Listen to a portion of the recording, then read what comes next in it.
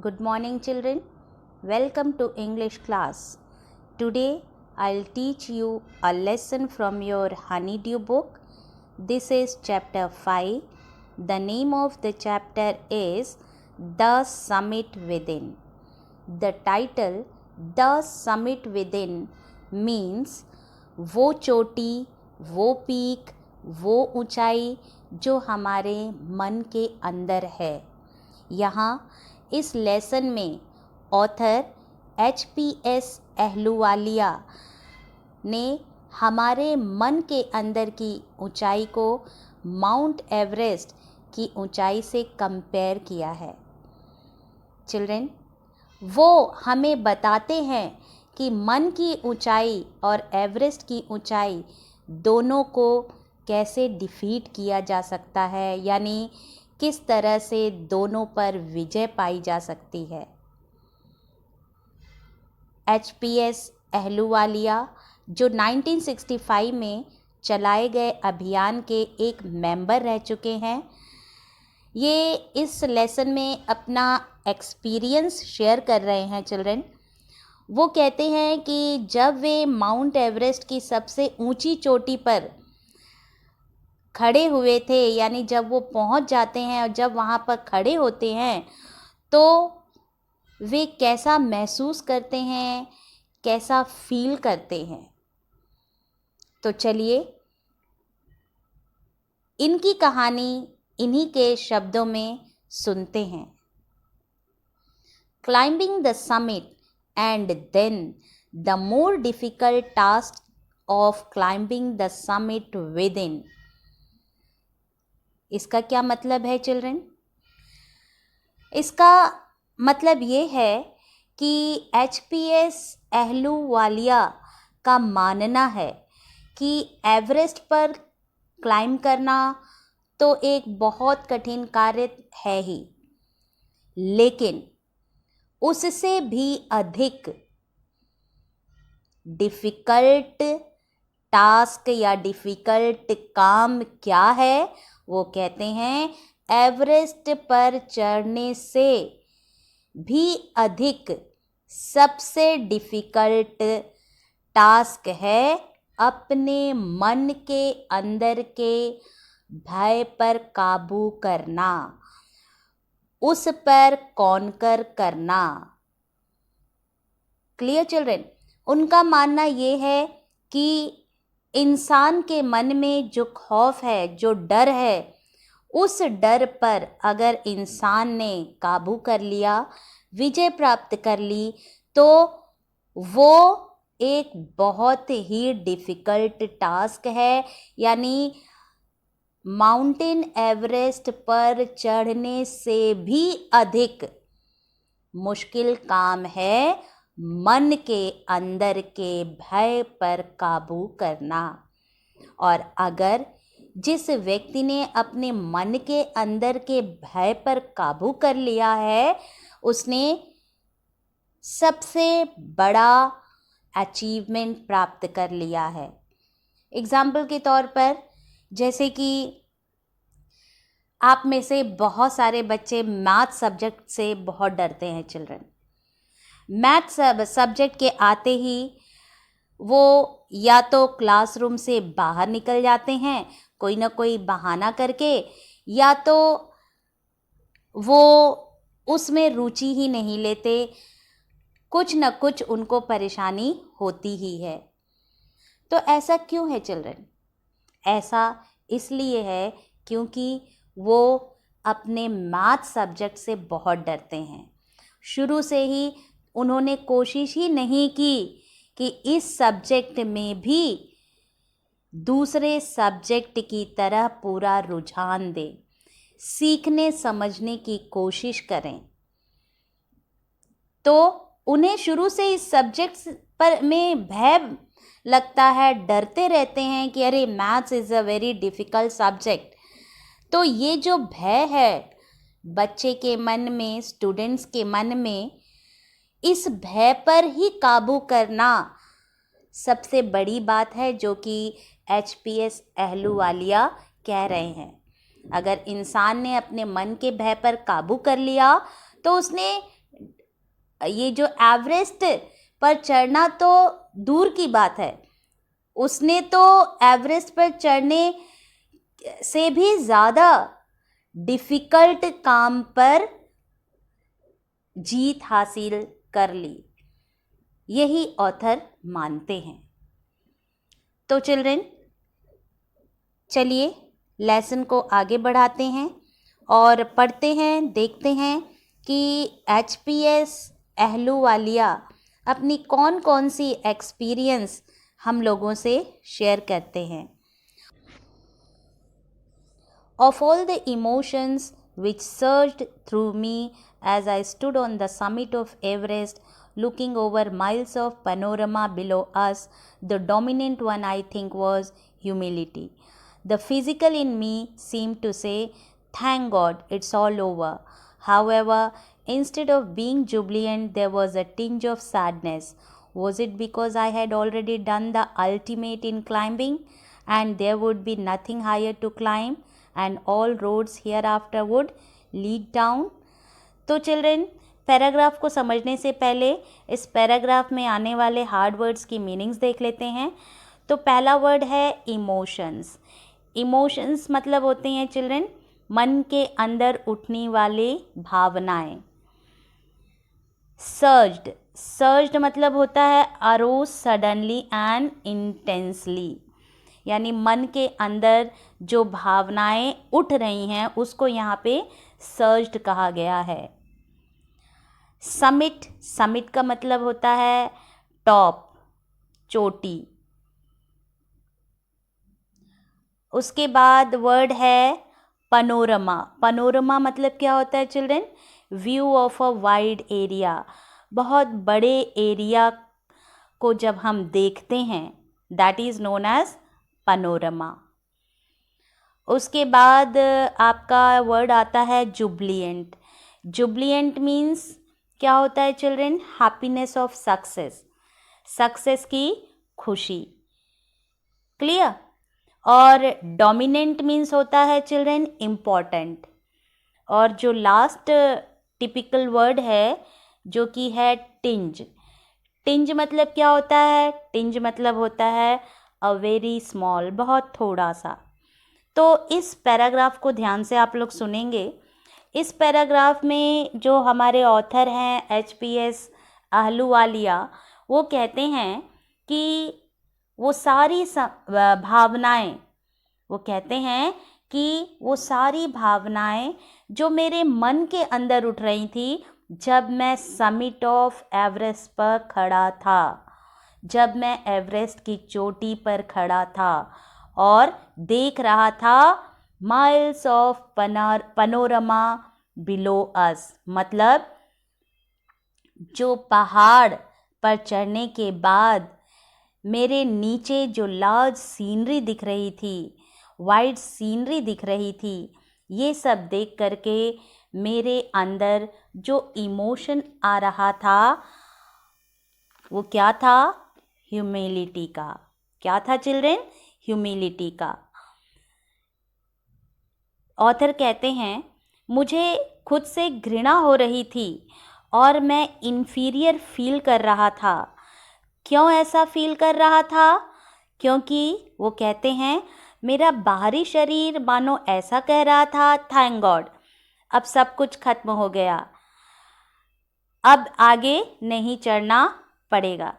जैसे कि जब हम अपना टारगेट अचीव कर लेते हैं तो हम भगवान को धन्यवाद कहते हैं, उसी तरह से यहाँ पर HPS अहलूवालिया कह रहे हैं कि जब मैंने एवरेस्ट की चोटी पर जब मैंने मतलब मैं चढ़ गया, तब वहाँ पर चढ़ने के बाद मुझे बहुत सेटिस्फैक्शन हुआ और मैं अपने आप को मैं बहुत किस्मत वाला समझ रहा था और भगवान को धन्यवाद करते हुए मैं ये सोच रहा था कि बस अब ख़त्म हो गई मेरी चढ़ाई, अब मुझे इसके आगे चढ़ने की ज़रूरत नहीं है।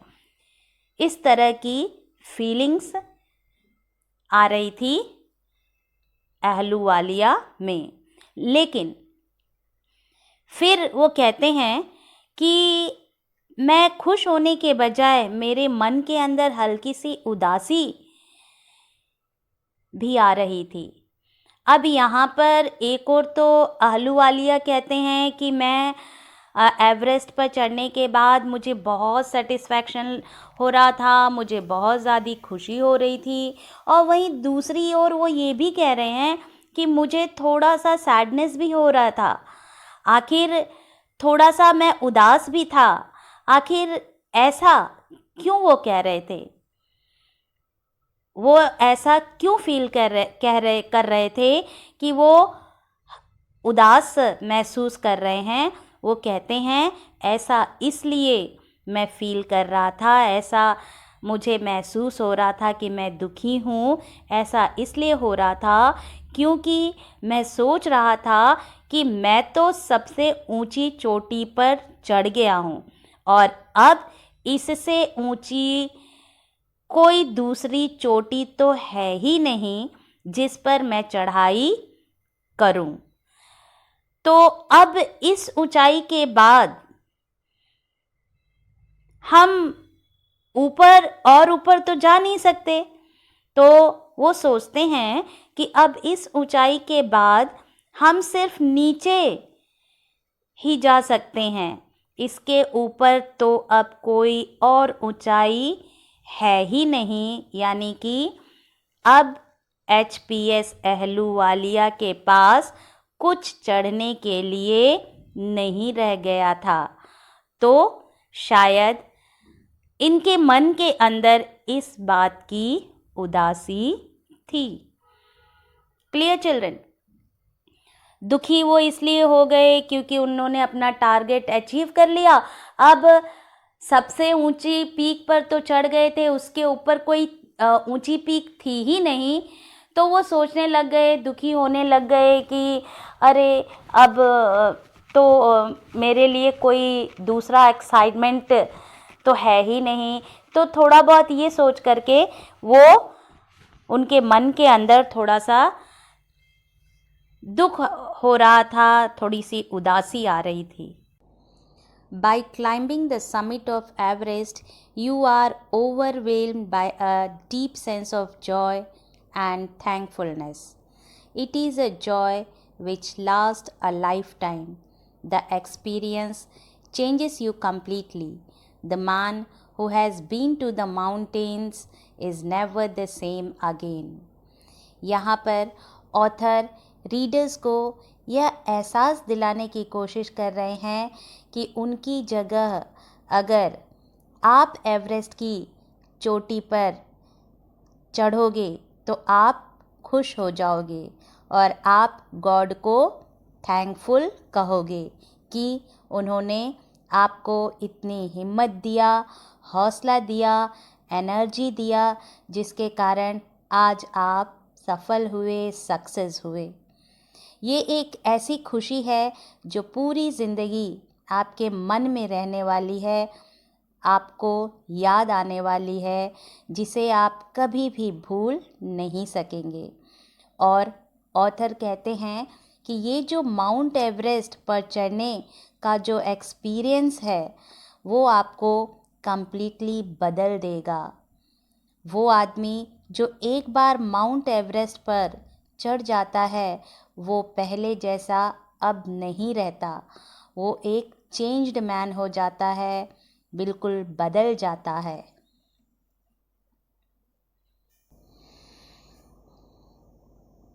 As I look back at life after climbing Everest, I cannot help remarking about the other summit, the summit of mind, no less formidable and no easier to climb.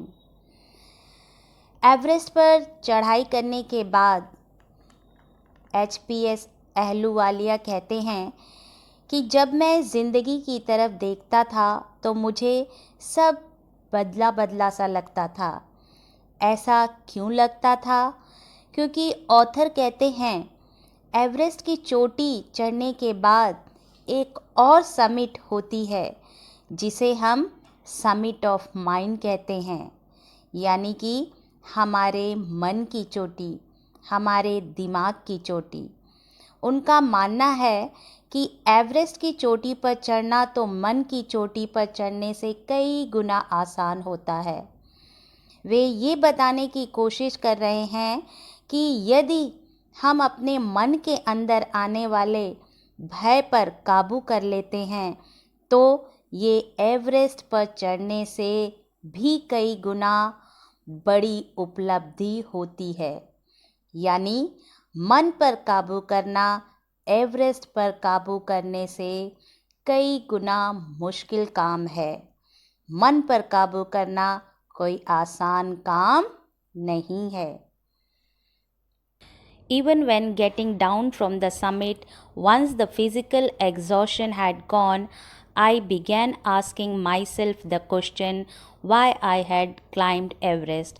Why did the act of reaching the summit have such a hold on my imagination? It was already a thing of the past, something done yesterday.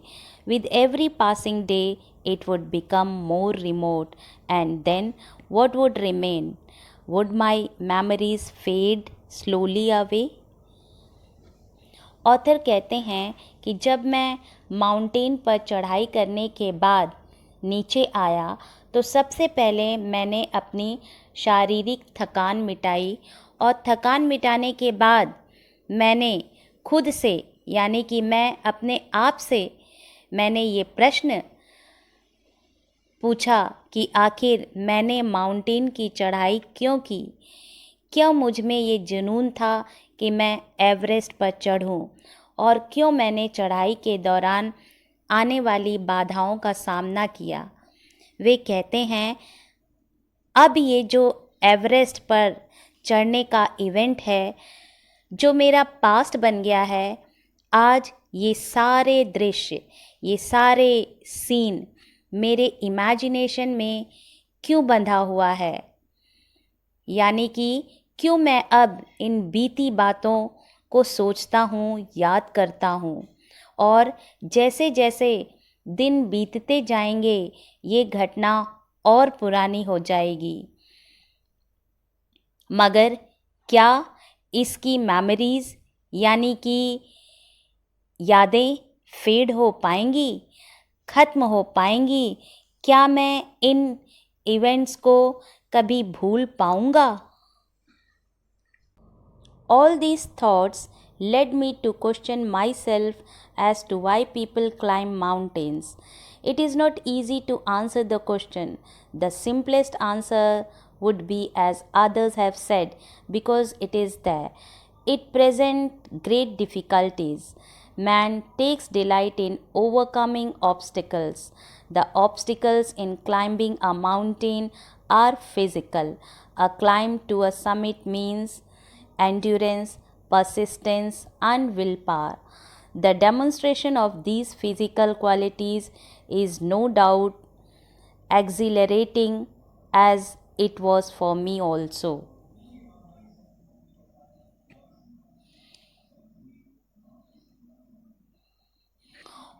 Author कहते हैं कि ये सारी सोच ने मुझे अपने आप से यह प्रश्न पूछने पर मजबूर कर दिया कि आखिर लोग माउंटेनियरिंग करते क्यों हैं, माउंटेन्स पर चढ़ते ही क्यों हैं। इस प्रश्न का उत्तर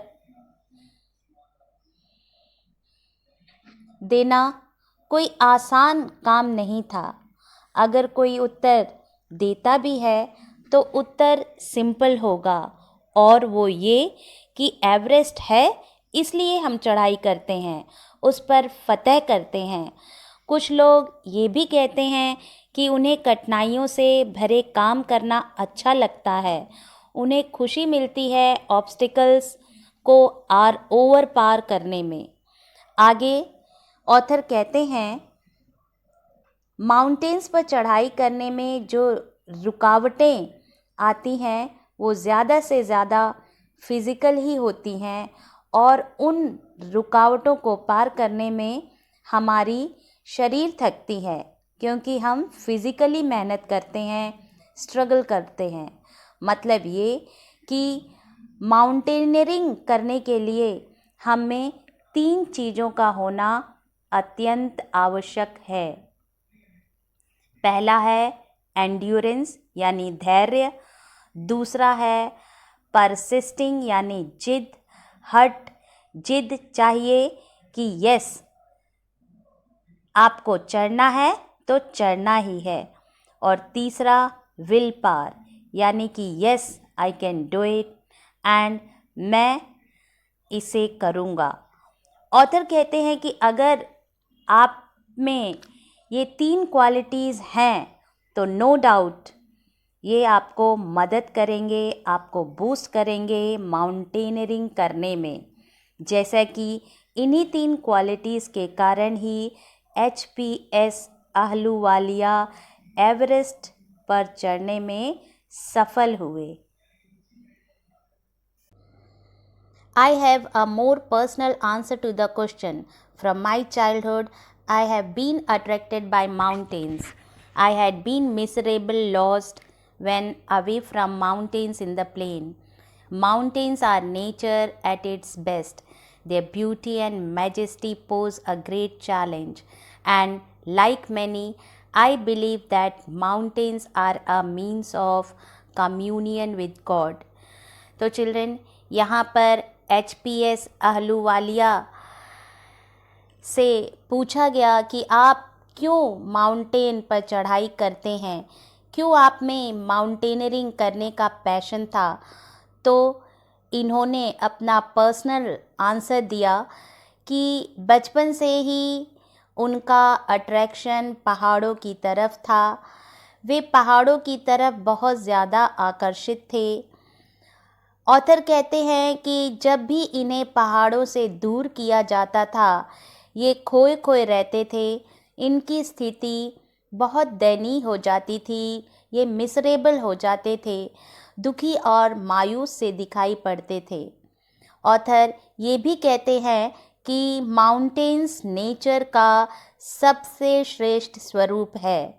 अगर हमें प्रकृति को सबसे सुंदर रूप में देखना हो तो हम पहाड़ों को देख सकते हैं। पहाड़ों की सुंदरता और उनका वैभव एक बहुत बड़ा चैलेंज पेश करते हैं, और मैं भी दूसरे लोगों की तरह विश्वास करता हूँ कि माउंटेन्स तो ईश्वर से मिलने का मीडियम है, माध्यम है।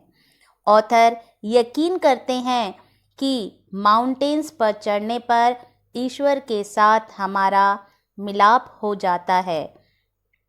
जैसे कि हमने ये चीज़ देखा है कि पुराने ज़माने में ऋषि मुनि पहाड़ों पर इसलिए जाते थे क्योंकि उनका मानना था कि माउंटेन्स पर ही वे अपने आप को ईश्वर के निकट, ईश्वर के समीप रख पाते हैं।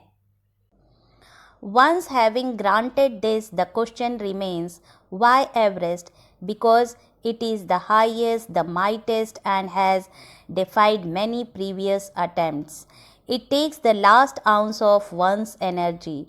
It is a brutal struggle with rock and ice.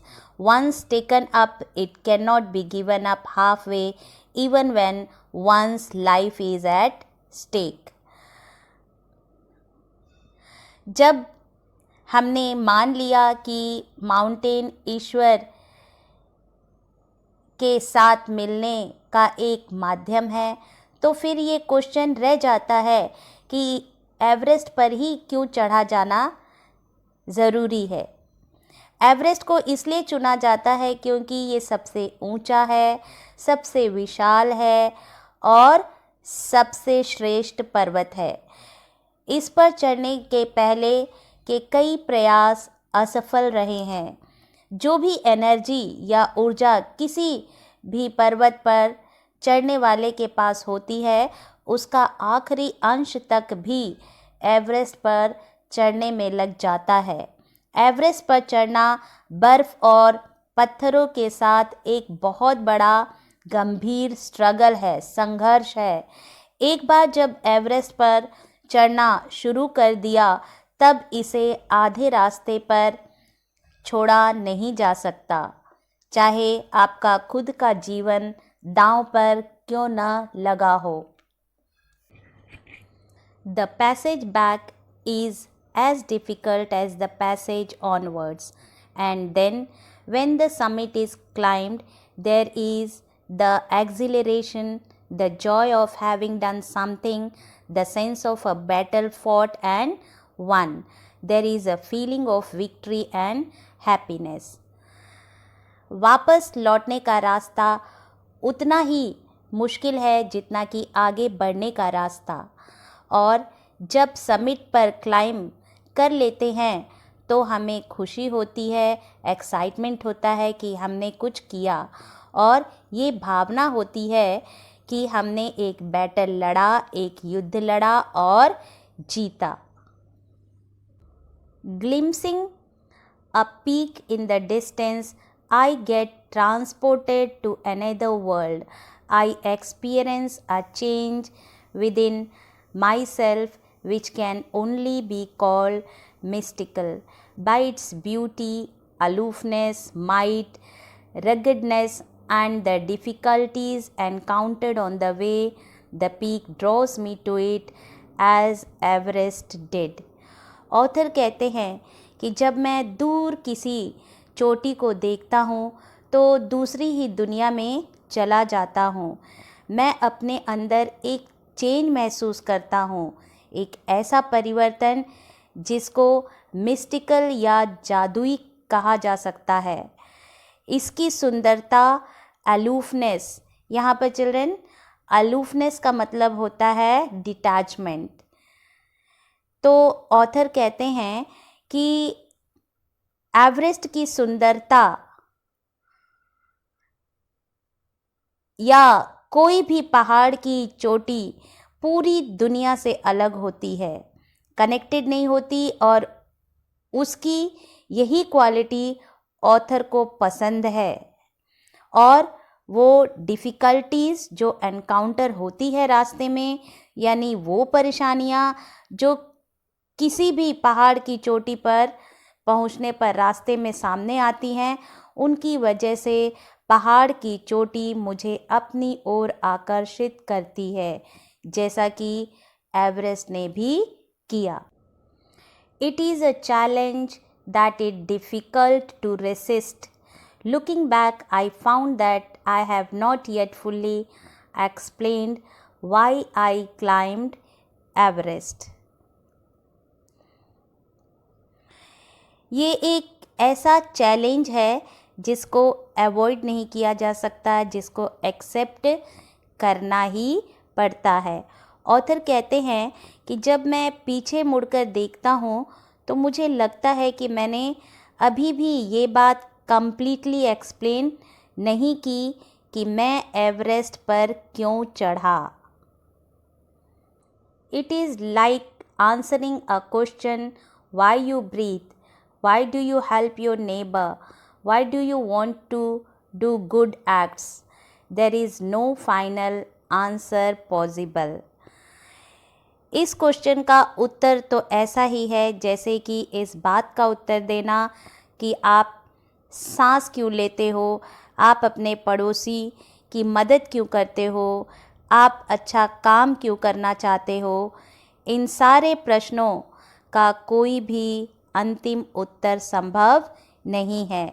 ये सब काम हम इसलिए करते हैं क्योंकि ये हमें पसंद है, या सांस लेने की तरह ये काम ऐसे हैं जो हमसे जुड़े हुए हैं.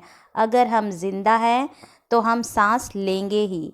शायद ऑथर भी यही कहना चाहते हैं कि वे एवरेस्ट पर इसलिए चढ़ते हैं क्योंकि ये बात उनके लिए बहुत ही ज़्यादा नॉर्मल है और उन्हें पसंद भी है, इसलिए एवरेस्ट पर वो चढ़ते हैं, इसलिए उन्होंने एवरेस्ट पर चढ़ाई की. And then there is the fact that Everest is not just a physical climb. The man who has been to the mountain top becomes conscious in a special manner of his own smallness in this large universe. फिर ये भी एक तथ्य है कि Everest पर चढ़ना physically की जाने वाली चढ़ाई ही नहीं है। इसके लिए मेंटल टफनेस होना ज़रूरी है और इमोशनली स्ट्रॉन्ग भी होना चाहिए। कोई भी व्यक्ति जो पहाड़ की चोटी पर चढ़ता है वो इस बात से वाकिफ़ हो जाता है कि वो खुद इस ब्रह्मांड के सामने कितना छोटा है। इस पूरी यूनिवर्स के सामने वो खुद कितना स्मॉल है। पहाड़ पर जब कोई व्यक्ति चढ़ता है तो वो इस बात को जान लेता है। The physical conquest of a mountain is only one part of the achievement. There is more to it than that. It is followed by a sense of fulfillment. There is the satisfaction of a deep urge to rise above one's surroundings. पहाड़ पर चढ़कर जो जीत हासिल होती है वो तो इस अचीवमेंट का सिर्फ एक हिस्सा है, लेकिन पहाड़ पर चढ़ने में इससे ज़्यादा कुछ और भी शामिल है। चढ़ाई से एक तरह का संतोष मिलता है कि हमने एक बहुत बड़ा काम किया, हमने एक बहुत बड़े काम को अंजाम दिया। अपने परिवेश से ऊपर उठने की बहुत गहरी इच्छा का संतोष मिलता है, यानी सराउंडिंग से ऊपर उठने की इच्छा संतुष्ट होती है। It is the eternal love for adventure in man. The experience is not merely physical, it is emotional, it is spiritual. पहाड़ पर चढ़ना मनुष्य का जो शाश्वत आकर्षण है एडवेंचर के लिए वो भी है। तो खतरे मोल लेने के लिए जो इंसान की इटर्नल ललक है, शाश्वत इच्छा है, पहाड़ पर चढ़ना उसका ही एक पहलू है। ये अनुभव सिर्फ शारीरिक नहीं है, ये भावनात्मक है और ये अनुभव आध्यात्मिक भी है। Consider a typical climb towards the summit. On the last heights, you are sharing a rope with another climber. You firm in, he cuts the step in the hard ice, then he belays and you inch your way up. The climb is grim. You strain every nerve as you take every step. तो पहाड़ पर एक सामान्य सी चढ़ाई जो शिखर पर पहुंचने के लिए आखिरी चढ़ाई है। लास्ट हाइट का मतलब है पहाड़ पर चढ़ने के लिए जो आखिरी चढ़ाई है उसके बारे में आप विचार करिए। उस दृश्य को आप अपनी आँखों के सामने लाइए। आप रस्सी को किसी दूसरे क्लाइंबर से शेयर कर रहे हो, यानी आपने एक रस्सी जो किसी दूसरे क्लाइंबर से भी बंधी हुई है, पकड़ी हुई है, आप उसे पकड़कर खींचते हो और वो बर्फ़ में पैर रखने की जगह काटता है। जो हार्ड आइस है, जो कड़ी बर्फ़ है, वो उसमें पैर रखकर चढ़ने के लिए उसमें पैर रखने भर की जगह काटता है। तभी वह कसकर रस्सी खींचता है और फिर आप इंच इंच करके यानी धीरे धीरे ऊपर चढ़ते हो। पहाड़ पर चढ़ाई करना बहुत कठिन होता है और हर कदम पर आपकी पूरी ताकत लगती है। हर कदम पर आपको मुश्किलों का सामना करना पड़ता है। Famous climbers have left records of the help given by others. They have also recorded how they needed just that help, else they might have given up. Breathing is difficult. You curse yourself for having let yourself in for this. You wonder why you ever understood the accent. There are moments when you feel like going back. It would be sheer relief to go down.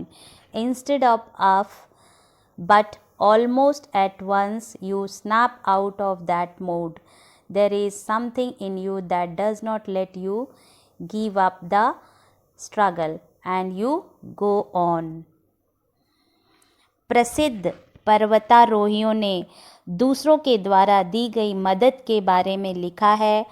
Record छोड़ी है और उन्होंने इस बात को भी record किया है कि कैसे उनको उस मदद की ज़रूरत थी, अन्यथा यानी अगर उन्हें वो मदद ना मिली होती तो वो पहाड़ पर चढ़ने का प्रयास त्याग देते, छोड़ देते।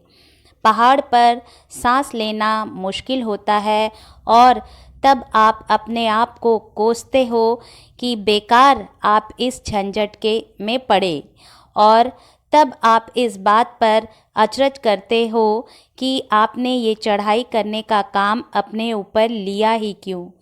और कुछ ऐसे क्षण होते हैं जब आपको लगता है कि अब वापस चलना चाहिए, नीचे उतरना बजाय ऊपर चढ़ने के पूरी तरह से आरामदेह होगा, बहुत आराम देगा। लेकिन लगभग उसी समय जब आप ऐसा सोच रहे होते हो कि चलो अब वापस ही चले, आप उसी समय इस मूड से बाहर आ जाते हो।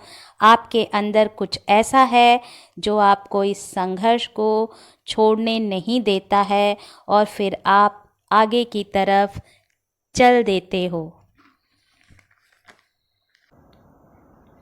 Your companion keeps up with you just another 50 feet or 100 maybe. You ask yourself, is there no end? You look at your companion and he looks at you. You draw inspiration from each other, and then, without first being aware of it, you are at the summit.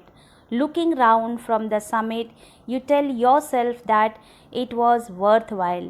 Other silvery peaks appear through the clouds. If you are lucky, the sun may be on them. आपका साथी आपके साथ चलता है, फिर आप अपने आप को दिलासा देते हो कि अरे सिर्फ 50 फीट ही तो और जाना है, या हो सकता है 100 फीट ही हो। लेकिन जब चढ़ाई खत्म होती नहीं दिखाई देती, तब आप अपने आप से प्रश्न पूछते हो कि क्या इस चढ़ाई का कोई अंत नहीं है। आप अपने साथी की तरफ देखते हो और आपका साथी आपकी तरफ देखता है। आप एक दूसरे से प्रेरणा लेते हो, इंस्पायर होते हो, मोटिवेट होते हो। और तब जब आपको इस बारे में पता भी नहीं होता है, जब आप इस बारे में अभिज्ञ होते हैं, ठीक से अवेयर भी नहीं होते, तभी आप चोटी पर पहुंच जाते हो और अब आप समिट से चारों तरफ देखते हो तो अपने आप से कहते हो कि यहाँ पर चढ़ना पूरी तरह से सार्थक था। बादलों के ज़रिए दूसरी चोटियाँ दिखाई देती हैं और अगर आप लकी हो तो हो सकता है सूरज की किरणें उन चोटियों पर पड़ रही हों। कई बार पहाड़ों पर चढ़ने के बाद ऐसा होता है कि चारों ओर धुंध छाई हुई होती है, बादल लगे होते हैं, तो नज़ारा सामने से साफ नहीं दिखाई देता। सामने का नज़ारा साफ नहीं होता है, व्यू क्लियर नहीं होती है। लेकिन अगर आप सही समय पर चढ़े हो and if you are lucky, you may be able to see other peaks as there are no clouds. तो ये आपके सौभाग्य पर निर्भर करता है कि आप कितना सुंदर नज़ारा उस चोटी के ऊपर से देख पाओगे।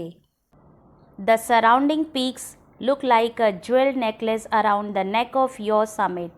Below, you see vast valleys sloping into the distance. It is an ennobling, enriching experience to just look down from the summit of a mountain. You bow down and make your obeisance to whichever god you worship.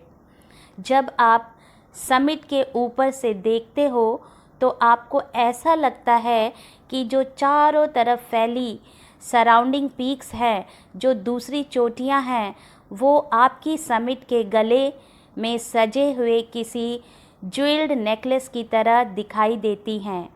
हम कह सकते हैं चारों तरफ फैली हुई हिमालय कि दूसरी चोटियाँ आपको अपने शिखर के गले में सजे हुए किसी रत्न जड़े नेकलेस की तरह दिखाई देते हैं। नीचे आप विशालकाय घाटियों को देखते हो, घाटियाँ जो दूर से देखने पर नीचे की तरफ स्लोप होती हुई या ढलती हुई दिखाई देती हैं, और पहाड़ की चोटी से जब आप नीचे देखते हो तो ये दृश्य आपके मनोभावों को ऊंचा उठाने वाला और समृद्ध करने वाला होता है। आप झुकते हो और जिस भी ईश्वर की आप पूजा करते हो उसे नमस्कार करते हो, उसे प्रणाम करते हो। I left on Everest a picture of Guru Nanak, Rawat left a picture of goddess Durga, Fudorji left a relic of the Buddha, Edmund Hillary had buried a cross under a can, a heap of rocks and stones in the snow. These are not symbols of conquest but of reverence. Author कहते हैं, मैंने Everest पर गुरु नानक देव जी की एक photo रख छोड़ी। रावत जी ने माँ दुर्गा की फ़ोटो वहाँ पर रख दी। फुदौर जी ने गौतम बुद्ध की एक आइडॉल वहाँ पर रखी। एडमंड हिलेरी जो कि ऑथर से बहुत पहले एवरेस्ट पर पहुँचे थे, उन्होंने वहाँ पत्थरों और बर्फ़ के ढेर के नीचे एक क्रॉस को दबाकर रख दिया था। ये सब जीत के संकेत या प्रतीक नहीं थे, सिंबल्स नहीं थे, बल्कि पूजा के प्रतीक थे। एवरेस्ट की चोटी पर पहुंचकर किसी भी इंसान का मन श्रद्धा से भर जाता है और इसलिए वो इन पूजा के प्रतीकों को वहाँ पर रख कर आए थे। The experience of having climbed to the summit changes you completely. There is another summit, it is within yourself. It is in your own mind. Each man carries within himself his own mountain peak. He must climb it to reach to a fuller knowledge of himself. It is fearful and unscalable. It cannot be climbed by anyone else. You yourself have to do it. पहाड़ के शिखर पर चढ़ने का अनुभव आपको पूरी तरह से बदल देता है। The author wants to say that just like the Everest mountain poses a challenge for you, in the same way there are other challenges in life and one has to face them. There is another summit, it is within yourself. एक और भी summit है, एक और भी चोटी है जो आपके खुद के भीतर है। It is in your own mind, और ये समिट, ये शिखर आपके अपने दिमाग के अंदर है। हर व्यक्ति अपने खुद के भीतर एक पहाड़ का शिखर लिए होता है। उसके खुद के दिमाग में कई चैलेंजेस होते हैं जो उसे खुद फेस करने होते हैं और उस शिखर पर उसे चढ़ना होता है ताकि वो अपने बारे में पूरी तरह से जान सके। इस शिखर पर चढ़ना डरावना और लगभग असंभव होता है, और जो चोटी आपके खुद के मन मस्तिष्क में है, जो समिट आपके अपने दिमाग में है, उस पर कोई दूसरा नहीं चढ़ सकता। ये तो आपको खुद करना पड़ता है। जो चैलेंजेस किसी के भी सामने हैं, उन्हें उस व्यक्ति को खुद ही फेस करना पड़ता है।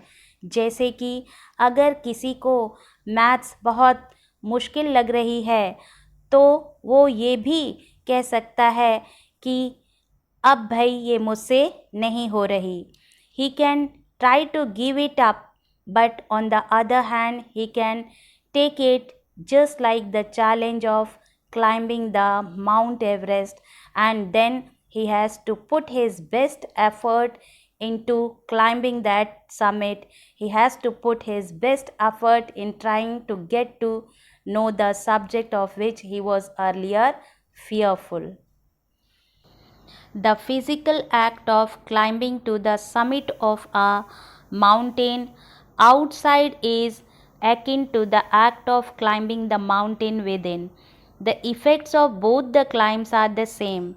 Whether the mountain you climb is physical or emotional and spiritual, the climb will certainly change you. It teaches you much about the world and about yourself. Author कहते हैं कि जब आप वास्तव में किसी पहाड़ पर चढ़ते हैं तो वो चढ़ाई जो आपके अंदर पहाड़ है, यानी जो आपके आंतरिक चैलेंजेस हैं, चुनौतियां हैं, उनके ऊपर विजय पाने की चढ़ाई, ये दोनों एक ही जैसे हैं. When you are facing certain challenges in life and you are able to win over those challenges, when you are able to tackle those challenges, that is much similar to the act of climbing on a mountain physically. जब आप अपने सामने मौजूद चुनौतियों का बहादुरी से सामना करते हैं तो वो भी एक पहाड़ पर चढ़ने जैसा ही है. दोनों चढ़ाइयों का इफ़ेक्ट या प्रभाव एक ही जैसा होता है. जब आप चुनौतियों का सामना करके उन पर विजय प्राप्त करते हैं और जब आप पहाड़ पर चढ़ते हैं, दोनों का प्रभाव एक जैसा होता है. जिस पहाड़ पर आप चढ़ रहे हैं वो आंतरिक या फिजिकल पहाड़ या इमोशनल अर्थात भावनात्मक और या फिर स्पिरिचुअल या आध्यात्मिक, ये चढ़ाई निश्चित रूप से आपको बदल देगी. कोई भी चैलेंज हो, कोई भी हर्डल हो लाइफ में, अगर आप उसका सामना कर रहे हैं या फिर आप पहाड़ पर चढ़ रहे हैं, ये चढ़ाई आपको निश्चित रूप से बदल देगी. आप अपने अंदर आत्मबल पैदा करेंगे, परसिस्टेंस लाएंगे, एंड्योरेंस लाएंगे और ये सारी चीज़ें आपको निश्चित रूप से बदल देंगी और ये चढ़ाई आपको दुनिया के और अपने बारे में बहुत कुछ सिखाती है. I venture to think that my experience as an Everester has provided me with the inspiration to face life's ordeals resolutely. Climbing the mountain was a worthwhile experience. The conquest of the internal summit is equally worthwhile. The internal summits are perhaps higher than Everest.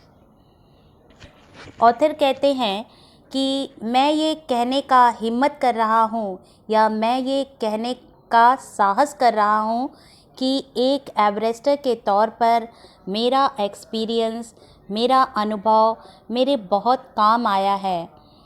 इसने मुझे life के troubles को दृढ़ता के साथ face करने की inspiration दी है, प्रेरणा दी है. पहाड़ पर चढ़ना एक बहुत ही सार्थक अनुभव था. जो हमारे अंदर आंतरिक चोटियां हैं, उनकी विजय भी उतनी ही ज़्यादा सार्थक है.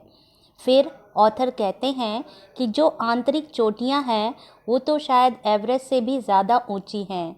ऑथर के कहने का मतलब है कि आंतरिक चुनौतियां जो कि शायद हमारे भय हो सकते हैं, हमारी निराशा हो सकती है, उन सब पर विजय पाना तो एवरेस्ट पर चढ़ने से भी ज़्यादा मुश्किल है. That's why the author says internal summits are perhaps higher than Everest. Dear students, this chapter talks about facing problem in lives with courage, determination and persistence. Hope you will imbibe the values learnt in this chapter in your life too. Many thanks for watching.